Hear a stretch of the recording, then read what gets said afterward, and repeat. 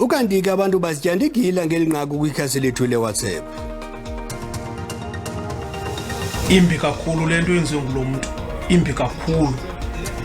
Ngekungcono kokuba ibisisigwebo sentambo esi because le nto ayenzileyo nokokuba angahlala phaya etolongweni kodwa ubomi ubukhuphile ubuthathile ubomi babantu imbi kakhulu.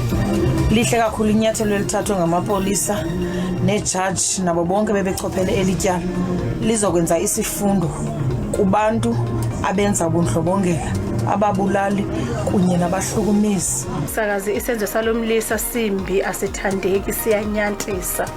Sengathi nje ngayisifundo nakwabanye aboshwe nje odilika jele abathimezwe ka7.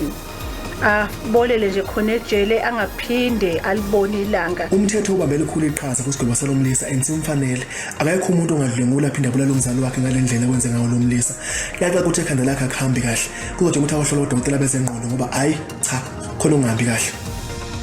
Wenze kakuhle kakhulu uMantyi ngokumgweba. Mayibe sisibonelo naba basacinga ukwenza ububi obukhohlakaleyo. Siyabulela. Esi sigwebo mna ndithi hayi sisashoda. Bekufanele uba umgwebe izihlandlo ezihlanu udilika jele. Kuzotsho kufunde nosacinga ukwenza lo mkhuba wodlwengulwa. Inkantolo yenze kahle yamgweba ubomi bakhe bonke ethothoza etolongweni. Isihluko esimbi kakhulu lesasenzile lo mlisa.